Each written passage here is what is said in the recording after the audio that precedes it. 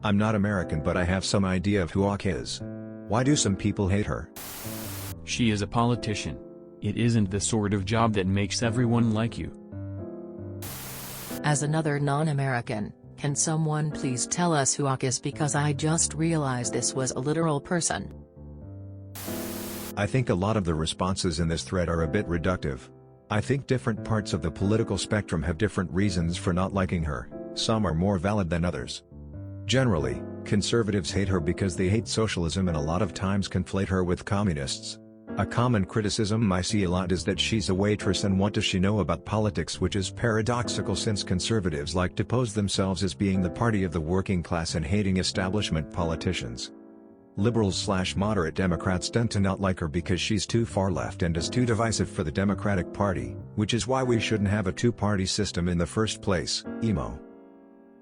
And a lot of leftists don't like her because they think she panders to moderates and does performative things like the tax the rich dress while not effecting actual change.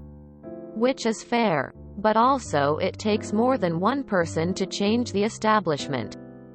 Overall, she's a very outspoken figure and, along with Bernie Sanders, has come to represent the left wing of the Democratic Party in the media. She's a figurehead, and any figurehead is going to receive tons of criticism, both fair and unfair. Alex Oxlade-Chamberlain as midfielder for Liverpool. He seems mostly well-liked. Not too many people hate him. You probably shouldn't be asking this question on Reddit. At bare minimum, ask on subreddits that cater to each side so you can get an accurate depiction of her from the people who support her and the people and who do not. She's a politician, so you know. On the American political stage, she is seen as a left-wing extremist. I think it's fair to say that Fox News vilified her from the start. For background, she's someone who never thought she'd get elected so quickly, but she wound up defeating an establishment Democrat during the intra-party election, the primary elections, in a heavily Democrat-leaning district in NYC. Before she even started office, Sean Hannity was doing pieces on her socialist agenda. She fits neatly into all the things Fox has been vilifying for years, e.g. taking action on climate change, reducing income inequality, addressing institutional racism. To see politics between Europe and the US is pretty different. I've been to Europe on numerous occasions and talking to people that live there, they are generally more left than right. Say the US spectrum is 1 left, 5 middle, 10 right. For the most part Europe is 1 left, actually 3 middle, 5 to 6 right. You have a lot less right-thinking individuals and would rather help each other as a whole. Living in the US, it sometimes sucks to see people just unwilling to help one another, since our mentality is, you put yourself in that position, it's not my problem. AOC is pretty far left and every politician comes under fire for being a hypocrite. But in American politics it's impossible to satisfy everyone, and when you bend towards the other side you're considered a traitor rather than a leader. I don't agree with some of her ideas, but some seem just fine to me, since you see those ideas as no-brainers as a European. Compared to the standard US voter, she is far left. It doesn't matter what she is compared in other countries. She is extremely outspoken, which, when a large portion of the population doesn't agree with you, tends to get people to dislike or even hate. She is an idealist, and has a hard time compromising her beliefs to actually get things accomplished. So she is not even an effective outspoken progressive. Similar to Bernie. Can y'all agree on the right answer, LMAO? I'm getting the sense she's divisive person. JKBTW. I just want to add, when Texas has its major storm and lost power, she went down to Texas to help. raised money, and handed out water to Texans. Texas Congressman Ted Cruz went to Cancun during that time. She is full of crap. She says she is progressive but does very little to actually push for progressive policies.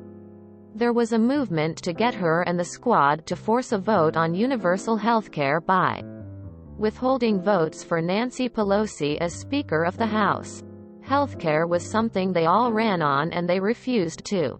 She virtue signals by streaming on Twitch or showing up to the Met Gala wearing the tax the rich dress but does little of substance to actually push progressive policies. Politics are polarizing. You summed it up very nicely. The funny thing about the non-supporters saying she isn't effective is that they merely hope she won't be effective. I think she understands today's young people. She understands the important problems facing the US and the world. She is ushering in the next generation of decision-makers. Embrace her. Change for the better is coming. Oppose her. To the detriment of the country and in turn the world's ability to address climate change. Same reason people hate Trump. Or Biden. Or any other politician. They're incapable of disagreeing with someone without personalizing it.